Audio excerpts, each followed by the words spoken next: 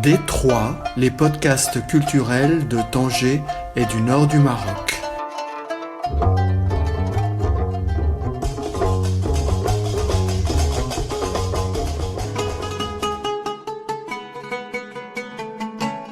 Jalila El-Khli est une poétesse tangéroise. Elle a d'ores et déjà publié 4 recueils, dont le dernier s'intitule « Lettres dans la poigne de la mémoire » et un essai, une étude sur la réception esthétique de la poésie soufie. Autrice de nombreuses études et poèmes parus dans des revues poétiques arabes, ses travaux figurent aussi dans l'anthologie internationale Poetic Voices of the World, 2e volume, initié par la Mexicaine Marlene Pacini en 2021. Et son poème « Gaza que le monde est cruel » est paru dans l'anthologie espagnole dirigée par la poétesse Lenore Merino, Coraje tu nombre Palestina. Ces poèmes furent aussi traduits en espagnol pour être publiés dans 2 revues andalouses. Jalila El-Khli est très régulièrement invitée dans des rencontres et festivals poétiques au Maroc et à travers le monde. Jalila El-Khli est la sœur des 3 membres du fameux groupe de musique soufi tangérois, l'ensemble Ibn Arabi. Enfin, docteur en langue et littérature arabe, elle enseigne dans une école primaire à Tanger.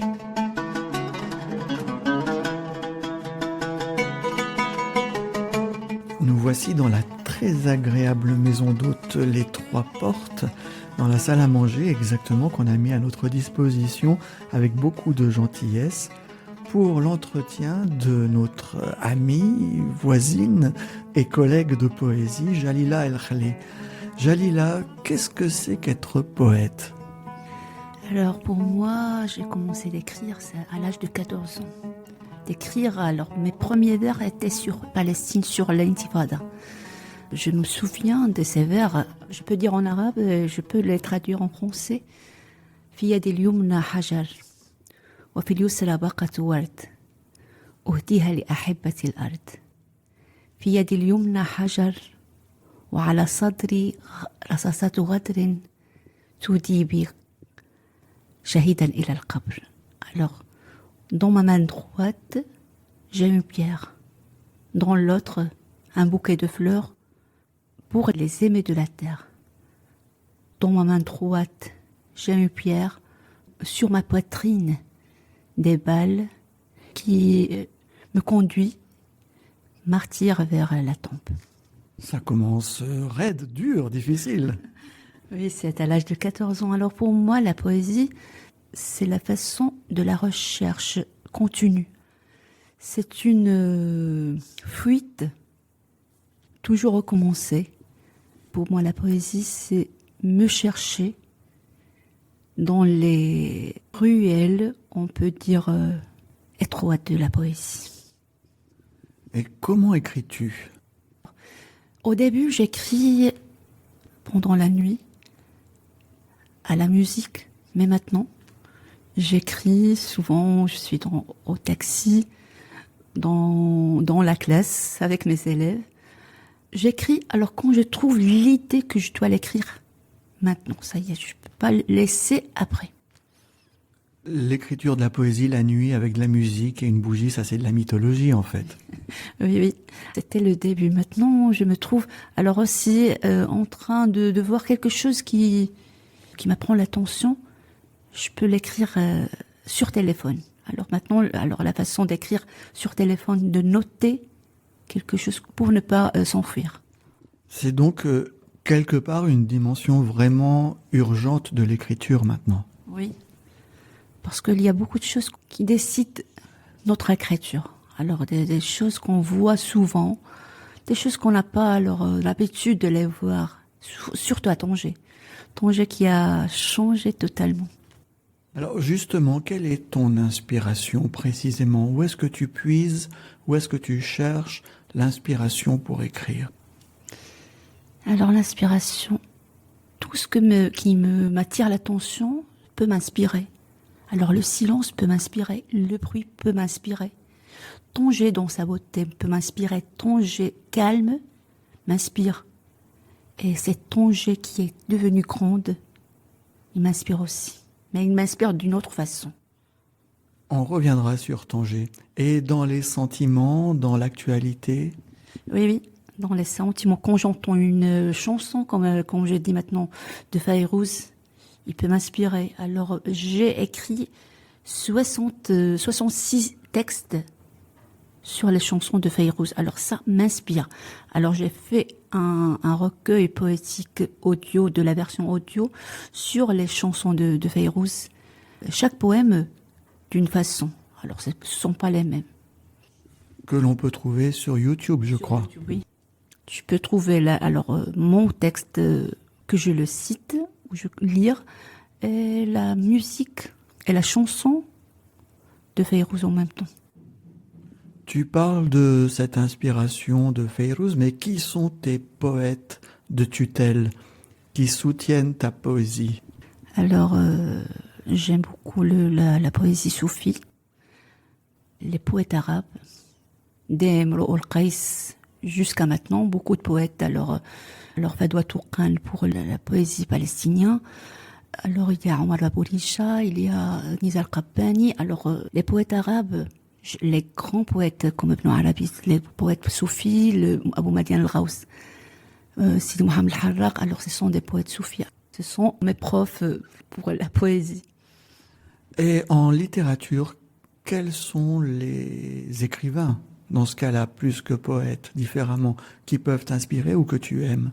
Jabran, Khalil Jabran, Maïsiada, Rafi'i, tous les écrivains, Al-Mafalouti, tous les écrivains arabes, alors, presque tout. Et parmi les Marocains, parmi les Tangérois éventuellement? Les Tangérois, il y a beaucoup. Mon professeur Tribar, Chahboun, alors il y a Raïsouni. Alors maintenant, ma mémoire est pleine, alors j'ai beaucoup de noms des Marocains.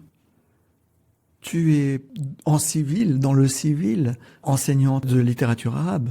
Je suis en primaire, je ne suis pas alors littérature arabe. Je suis bilingue français-arabe. Ah ben voilà, donc j'apprends ça. Moi je pensais que tu es professeur de littérature arabe et en plus tu es professeur de français. D'où le fait que tu parles si bien, simplement. Non, alors j'ai fait des erreurs en français, mais j'ai l'habitude de parler en français avec mes élèves. Alors toi tu as subi une formation qui t'a permis d'avoir accès à toute cette littérature et à toute cette poésie, en plus de la culture familiale. On en parlera plus tard. Est-ce que tu transmets tout ça à tes élèves qui sont jeunes quand même? Mes élèves, ils ont l'âge de 9 ans. Alors pour les activités, je peux faire de chant, andalou, soufi, qui est pour eux, qu'ils doivent le découvrir comme moi. Parce que ce monde est très beau. Ces enfants, tu arrives à voir parfois quelques-uns qui vont un jour pouvoir tracer dans le monde des lettres, de la littérature, plus sensible, plus élu d'une certaine façon dans la littérature, dans la capacité à manier la langue? Oui, j'ai un élève cette année qui s'appelle Bara. C'est un élève génique, je le trouve. Alors, en anglais, en français, c'est magnifique. Un jour, je leur dis de transformer un texte de singulier au pluriel ou de féminin au masculin.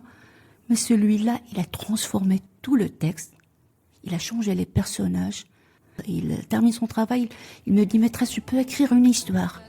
Alors ça, c'est très magnifique. Alors de voir les élèves comme ça.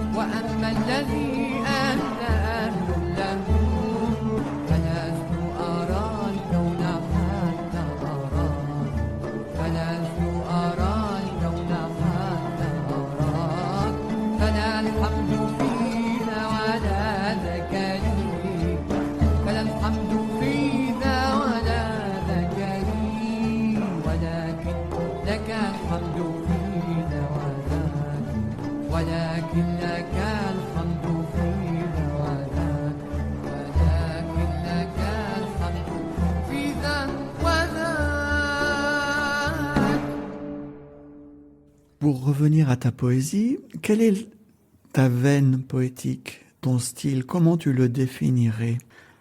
Au début, j'écris les deux versions, Qasidat al-Natr et la poésie classique arabe. Je fais les deux. Alors, mais j'ai commencé au début avec la poésie arabe et j'ai changé la version avec Qasidat al-Natr. Qasidat al-Natr, c'est la poésie actuelle. Actuelle, oui, c'est ça. Mais je me trouve maintenant dans la Qasidat al-Natr. Parce que c'est difficile de rester sur les mêmes. Alors il y a le rythme, il y a tafa'il, alors c'est difficile de rester sur ce cadre poétique. Parce que tu dois décrire tes sentiments libres sans encadrer la poésie. Tu es poète, tu es bilingue. Quelle est la différence entre la poésie contemporaine arabe et la poésie contemporaine occidentale? Comment tu qualifierais la différence, mais presque charnelle, sensuelle, on va dire? Comment tu qualifierais cette différence? Alors, je me trouve que les deux, alors ils travaillent sur la même version. Alors là, soit occidentale, soit à l'arabe. Maintenant, ils ont le même esprit. La poésie classique, alors différente totalement. Mais la poésie actuelle, arabe, alors je la trouve la même. Ils ont la même imagination, pour moi, et des mêmes idées. Peut-être alors à chaque poète a sa vue poétique. Et alors la différence avec la poésie classique, qui, d'après toi, est très importante, très forte? Très importante, oui. Et surtout sur la langue.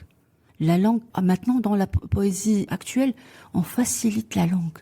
Mais dans la poésie classique, on reste dans le profond de la langue arabe surtout. Quel est le rôle de la poésie pour toi? Qu'est-ce que la poésie peut faire, peut changer? Est-ce qu'elle a un rôle? Est-ce qu'elle a une fonction? La poésie me donne le calme que je le cherche. Alors nous sommes maintenant dans un monde où il y a le bruit, il y a le terrorisme. Dans la poésie, je trouve le calme, je me trouve. Parce que maintenant, je ne me trouve pas. Je suis en train de me chercher et je me trouve dans la poésie. Et pourtant, il y a une poésie brutale, violente, qui dénonce avec beaucoup de colère. Ça aussi, ça existe. Oui, il existe, mais pour moi, non. Je ne me le trouve pas dans cette version de poésie. Tu nous lis un de tes poèmes? Alors, je vais lire un poème pour Tanger actuel. Je peux le lire en arabe, en français, pour que tu le comprends. مدينتي كبرت فجأة. شوارع لا أعرفها. دروب غريبة عني. لكن العالم أصبح صغيرا. تمازج صدفة. مدينتي تكبر. والعالم يضيق رقعته. أضيع في مدينتي وأفترش رقعة العالم. أتأمل العالم ببطء في الفهم، بوعي غير مكتمل، بذاكرة مثقلة بالفراغ، وأظل غريبة في مدينة تكبر كل يوم وعالم يختزل مساحاته. Ma ville a grandi d'un seul coup. Des rues inconnues. Des chemins devenus étrangères. Le monde, lui, s'est rétréci. Fruit d'un hasard meulé. Ma ville s'agrandit, tandis que le monde réduit sa surface.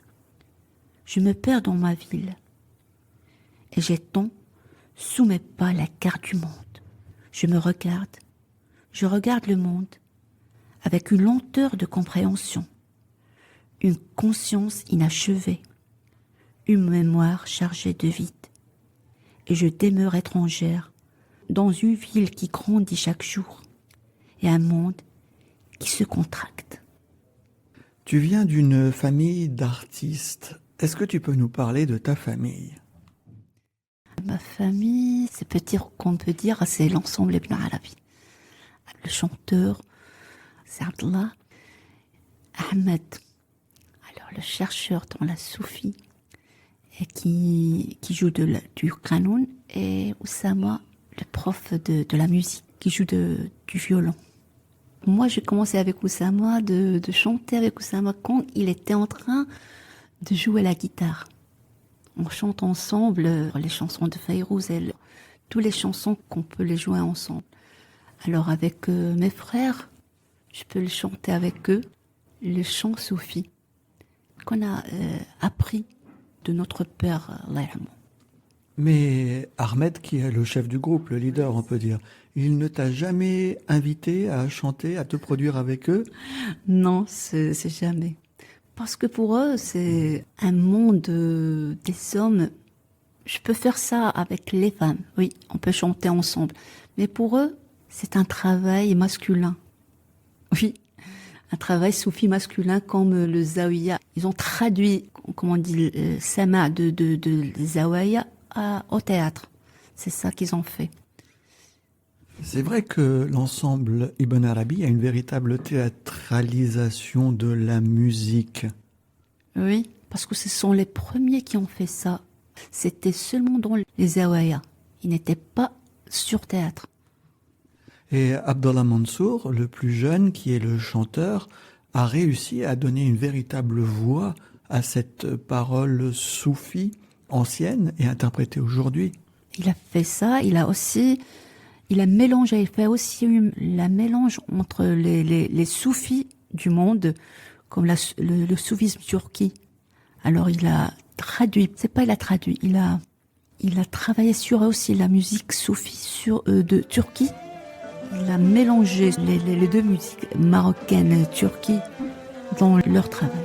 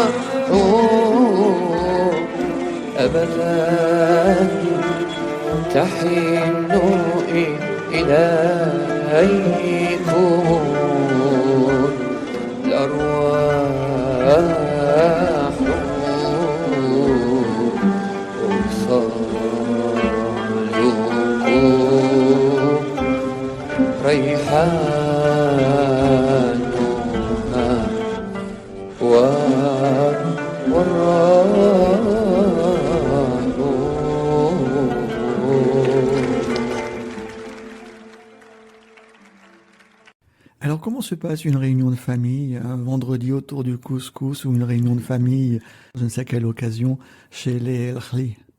Avec de la musique. On commence seulement comme dandana. Après, on commence le chant. Et le groupe Ibn Arabi aurait pas à un moment eu l'idée d'utiliser ta poésie et la mettre en musique? J'ai fait de la poésie soufie, mais c'est difficile. Je peux pas. Est-ce qu'ils ont l'idée, oui ou non? Alors je leur donne l'idée. Quelle est la place du soufisme chez vous? C'est quoi ce soufisme familial? De génération, la première génération. Alors mon grand-père était soufi. Ils ont la même tariqa, c'est tariqa al-Shadiliya del-Qawiya, mon père aussi. Alors ma famille, ils suivent les pas de nos grands-pères.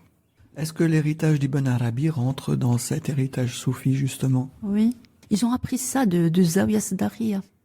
Surtout Ahmed, il a appris ça de Zawiya Sdariya. Alors après, il a fait ses études supérieures sur Ibn Arabi. Et comme ça, ils ont commencé de faire ce groupe. Mais alors, qu'est-ce que ça veut dire être dans une vie soufie, une famille soufie, pour toi, pour une jeune femme comme toi?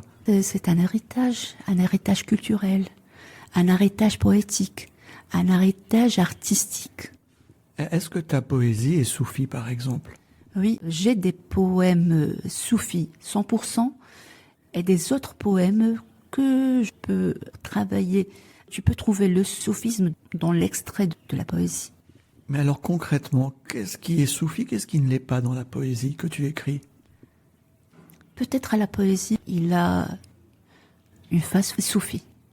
Alors toute poésie, je crois que toute poésie, il a une face soufie. Quand je commence mes paroles avec la poésie de Ibn Arabi, et je suis les pas de Ibn Arabi, alors je dis que c'était 100% soufi. Mais quand je mélange le quotidien de la vie et la vue soufie, alors c'est ça. Est-ce qu'on ne peut pas envisager, imaginer que le quotidien de la vie, raconté en poésie, ça devienne soufi? Oui, on peut dire ça. Le calme de la poésie nous donne cette... Et le soufisme et la poésie, je me vois qu'ils marchent sur les mêmes lignes. Est-ce que le soufisme ne serait pas justement une forme de poésie de la vie, une forme de mise en poésie, mais dans le sens le plus profond du terme, de la vision de la religion et de la vie en général? Oui, c'est ça. Alors, je pense que le soufisme et la poésie, ce sont deux faces d'une même monnaie. Vous êtes héritier de la tariqa Sadekiya, c'est ça? Alors, quelle est la spécificité de cette tariqa Sadekiya? Tariqa Sadekiya Chadiliya Derqawi. Alors, c'est ça, de Moulay Al-Alaoui Derqawi. Pour parler en français, c'est difficile de dire... Tu as oublié de dire que j'ai un doctorant. C'était sur l'un des élèves de Moulay Al-Alaoui Derqawi, c'était Sidi Mohamed El-Mehdi Belqadi. Il a écrit le livre que j'ai étudié. Ce manuscrit, c'était sur les élèves de Moulay Al-Alaoui Derqawi et surtout un de ses élèves, Sidi Abdelwahab Dabbar. Alors, quelle est la spécificité de la Derqawiya? Pour dire en arabe, c'est difficile. Alors, ils ont la même source, mais ils ont une petite différence dans les awrad, les adkar et les poèmes aussi. Est-ce que le choix de la tariqa est important? Est-ce que les Darqawi, les Bakali, ça c'est pas tout la même chose? Être soufi, c'est être soufi. C'est être soufi seulement. C'est pas d'être wahhabi, mais être soufi, c'est que chacun a alors la liberté de choisir. Mais c'est pas d'être wahhabi. Là, c'est très différent. Oui. Tu nous fais un petit peu de lecture, de poésie, de ta poésie? Alors Tanger, parce que j'écris ce livre de Tanger, c'est vers 20 ans. L'édition était en 2015, mais j'écris les poèmes, ça fait longtemps. Alors ma vue de Tanger, c'est pas la vue de ce que j'écris. Alors c'est de mon recueil Tanja wa Madatu min Junun. Côté de chaque poème, je fais des images. C'est l'artiste Mohamed Azdi qui m'a offert ces photos. أقتات حلما وقصيدة يسهو الشعر في حضرة الجمال مدينة في صحوة الفن في زحمة التاريخ أسطورة بحلق أنطي بسطوة هرقل يتلو الموج قصصا بأذن مغارة تتفكك الصورة يمد البحر ماءه وطنا يلد أوطانا في الضفة المقابلة يستجدي اللقاء عند التقاء الماء بالماء تسبح السماء معلنة الأزرق ويرتد الأبيض على الطرف المتوسط كلمة يحكيها وراح من قلبي ورجعت وحدي وما رجع قلبي كلمة يحكيها وراح من وحدي وما رجع قلبي ريت حكاية بكتب زرقاء عن حلواي تشكي الفرقة ريت حكاية بكتب زرقاء عن حلواي تشكي الفرقة قصتها بكتني أخدتني بدني قصتها بكتني أخدتني بدني ومن يومها يا أمي مدري شو بني مدري شو بني مدري شو بني مدري شو بني. Quel sens ça a d'être soufi à Tanger aujourd'hui? Maintenant, c'est très difficile de répondre à cette question. Parce qu'on trouve parfois des gens qui disent qu'ils sont soufis, mais qui n'ont aucune relation avec le soufisme. Être soufi dans ces conditions tangéroises, maintenant, c'est très difficile. Il y a seulement l'image de soufisme, mais le profond de soufisme, il n'y a pas. Et poète à Tanger, aujourd'hui, ça a quel sens? Alors, il y a beaucoup de poètes et poétesses tangéroises maintenant. Il y a des différentes poésies, mais il y a des poésies qu'on peut dire qui sont profondes, qui sont agréables, mais il y a des poésies qu'on trouve, ce sont comme des écritures sur sable. Tu disais qu'il y a des imposteurs. Alors en poésie, en soufisme, être imposteur en poésie, on peut imaginer pourquoi, parce qu'on se trompe de vocation, mais un imposteur en soufisme, pour quelle raison? Parce qu'ils sont matérialistes. C'est ça la réponse. Oui, mais être soufi, ça rapporte rien. Non, le soufi, non, il rapporte maintenant. Maintenant, tu trouves beaucoup de groupes soufisme maintenant, tu peux les trouver. Mais est-ce ils sont soufis au profond, oui ou non? D'accord, c'est comme un label en fait, comme une étiquette qui se vend mieux. Oui, c'est ça. C'est comme une étiquette, alors comme une mode contemporaine maintenant. Alors, qu'est-ce que c'est aussi qu'être tangéroise aujourd'hui? Maintenant, tangéroise, c'est difficile d'être tangérois parce que notre dialecte, notre laja, a disparu. Parce qu'il y a beaucoup de dialectes marocains. Alors, on peut dire qu'il y a tout le Maroc ici à Tanger. Notre dialecte tangérois, on peut pas le trouver parce que toutes les familles, ils sont pas restés ici. Et surtout dans Medina Qdima. Toi, tu es né dans la maison de la place Amra ou tu es né à Bab el-Kasbah? Non, dans Palace Harar, oui. Je suis née à Palace Harar. Ah, c'est donc Bab el-Kasbah, Akba el-Kasbah, la porte de la Kasbah. À la porte de Kasbah, oui. À côté de la maison d'hôte d'Al-Mourtar. Mais votre maison existait bien avant Dar Mokhtar. Elle était la maison de Goussous, après El Fassi, après c'est d'Al-Mourtar. Et cet agrandissement de la ville, ce développement dont tu parles et qui a l'air de te rendre très triste, tu le vis comment? Je suis née dans une rue populaire. À côté de nous était Palace Harar. Alors le palace, c'était toujours de la musique, toujours de touristes. Je vois toujours tout le monde dans ma rue. Il y a beaucoup de langues, l'espagnol, l'anglais, le français, l'allemand. Je trouve dans ma petite rue. Alors maintenant, il reste ça avec Dal-Mourtar. Mais il y a le changement des voisins qu'on a vu avec eux. Maintenant, chaque jour, je vois des visages que je ne connais pas. Je peux dire bonjour, mais c'est qui? Oui, c'est une ville qui change beaucoup et effectivement sa population aussi. Tu parles du Marhaba Palace qui était ce si beau restaurant où il y avait de la musique et qui avait une si belle déco et qui est fermé maintenant. Il est fermé, ça fait 6 ans, mais il a laissé cette tristesse dans la rue.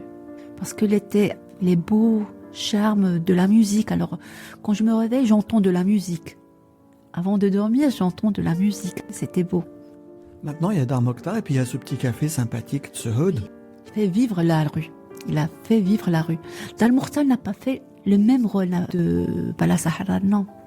Palace Harar était restaurant il y a de l'animation totale, mais Dal Mortal est toujours fermé. Alors, C'est un petit hôtel, donc c'est beaucoup plus discret, ça se passe derrière les murs. Alors que Marhaba Palace, c'était plus ouvert, c'était un resto, ça change.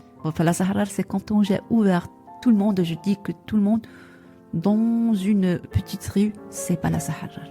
La restauration de la Médina qui a tout blanchi pour rendre cet espace de vie beaucoup plus propre, beaucoup plus joli, mais est-ce que tu y trouves ton compte, toi, en tant qu'ancienne tangéroise? Alors, mais elle est devenue très très belle. Mais il y a quelque chose qu'on doit laisser à sa structure, à son histoire. On ne doit pas les moderniser, on laisse les choses comme il était.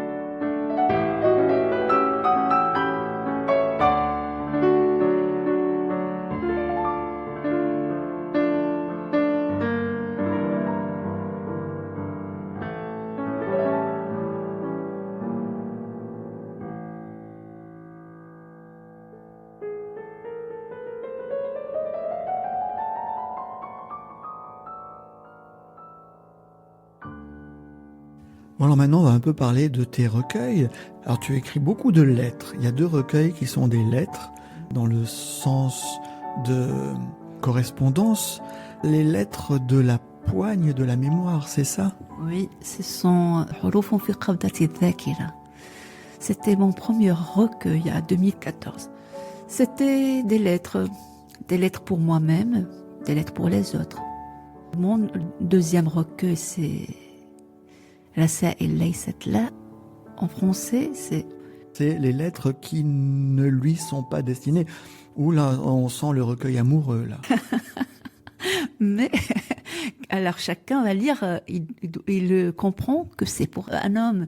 Mais non, c'est pour moi-même, ou pour les autres. Pas pour c'est pas amoureux. C'est dans la tradition de la poésie soufie d'Ibn Arabi, dans la tradition de la poésie sainte aussi, de Saint Jean de la Croix ou de Sainte Thérèse d'Avila, où tu adresses des poèmes amoureux à Dieu, au ciel, à la spiritualité. J'ai fait une étude sur la poésie et le soufisme.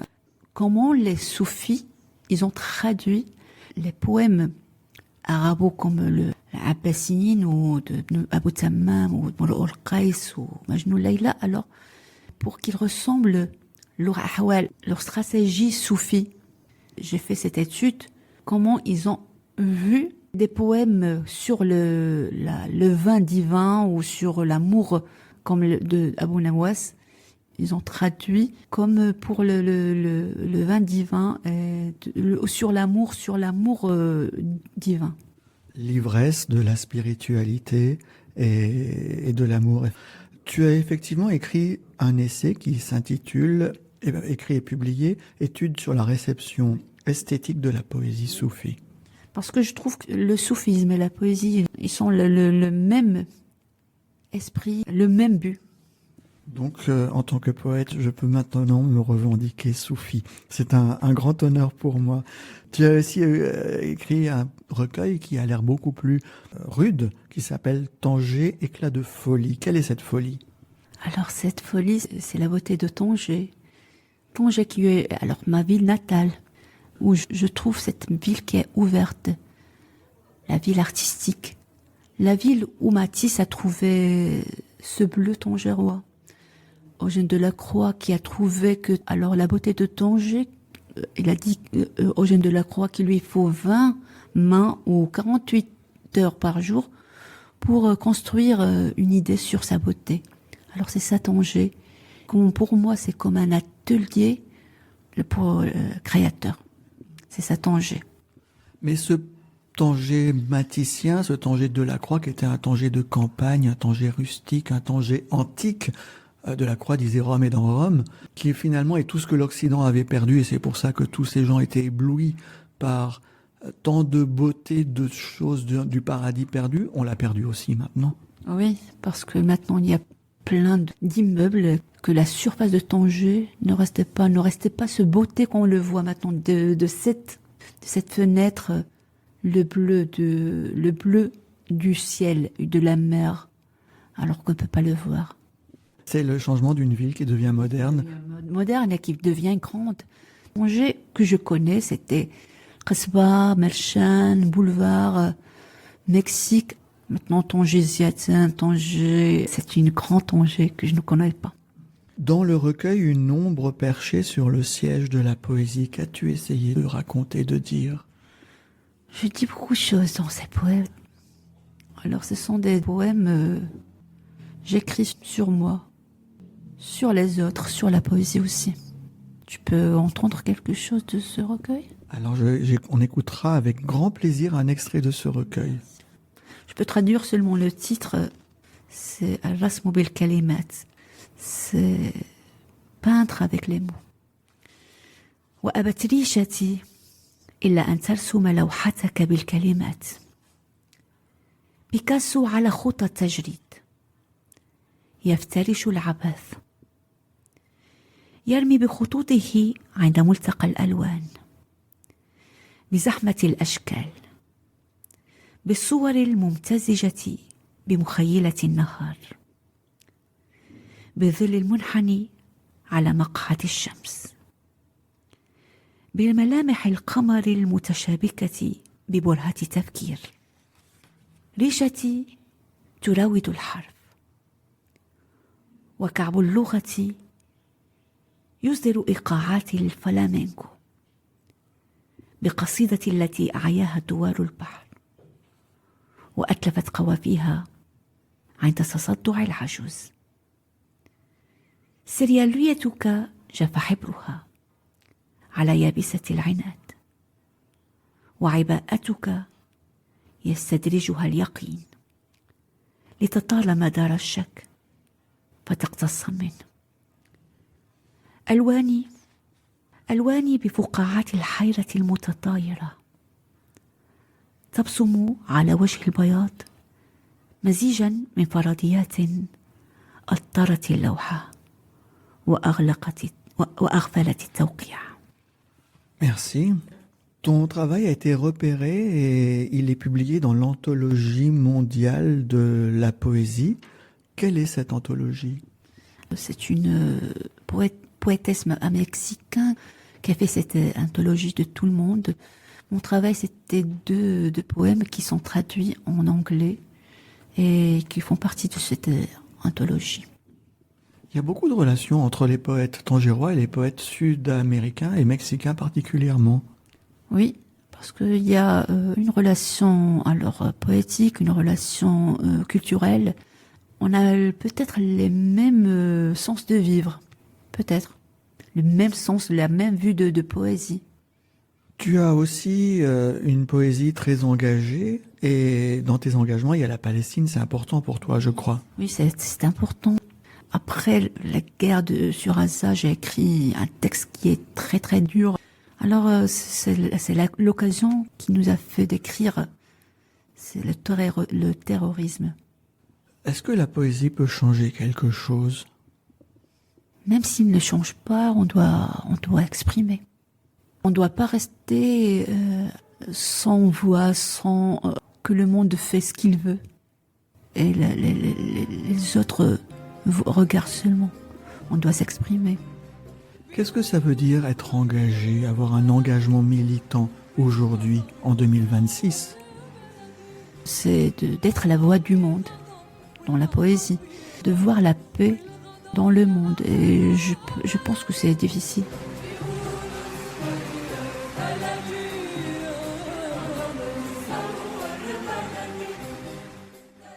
بيقولوا صغير بلدي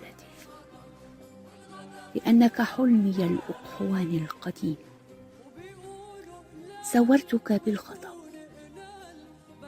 جعلتك لغة أشيائي ملامحي عندما أشتاقني ليسأل حرفي من وله بالنجم الأخضر ويصهل وجداني عندما ألثم هواك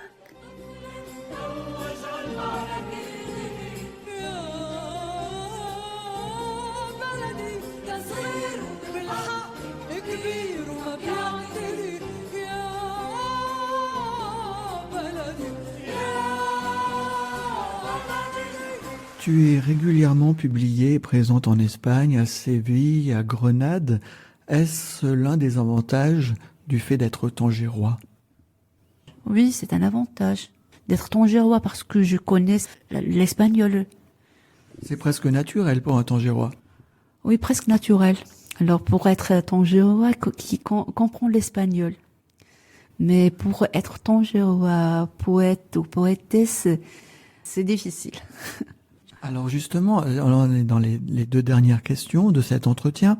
Comment est perçu un poète marocain en Espagne ? Quelle est la relation qu'un poète marocain peut avoir avec les institutions et le peuple espagnol ? C'est un grand ambassadeur de la culture, de la poésie en Espagne, parce qu'il sait la langue de l'espagnol, il connaît l'espagnol, et il peut traduire ses poèmes. Il peut lire seul ses poèmes. Je peux lire mieux qu'un autre poète espagnol lire mes poèmes. Quand tu vas en Andalousie, est-ce que tu ressens quelque chose de l'héritage ? Oui, parce que j'ai les racines familiales en Grenade. Parce que je me sens que je reviens à ma terre. Je reviens à mes racines. Il y a la nostalgie, il y a quelque chose, je ne peux pas comprendre, mais je me trouve ici, que quand je me trouve à Tanger. Et il y a toujours des fantômes dans la poésie. Il y a toujours des choses qui te font envoler, qui t'aident à s'envoler ailleurs. Dernière question, le soufisme tel que vous le vivez, tel que vous le représentez, la famille El-Khli par exemple, comment est-il perçu en Espagne et en Occident ? Je sais qu'ils ont cette voix soufisme, qu'ils ont apprécié le soufisme, le vrai soufisme que je te dis, musical. Alors ça se voit sur la voix aussi. Tu es soufi, tu as une voix douce, une voix... C'est ça, je le vois comme ça.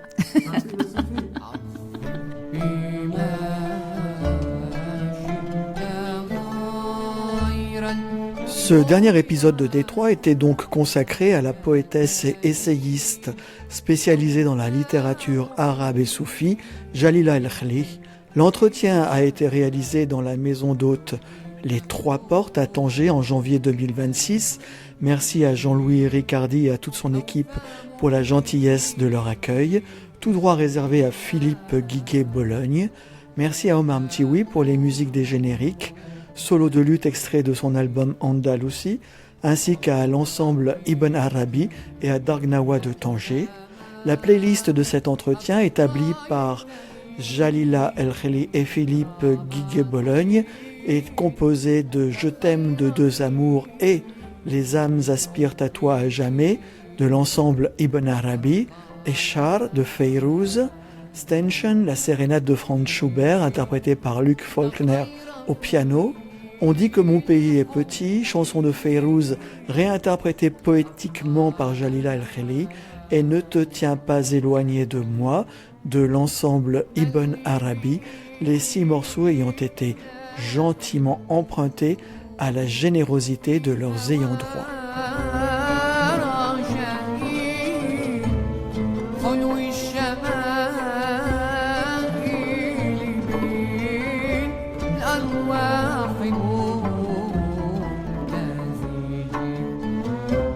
من مات في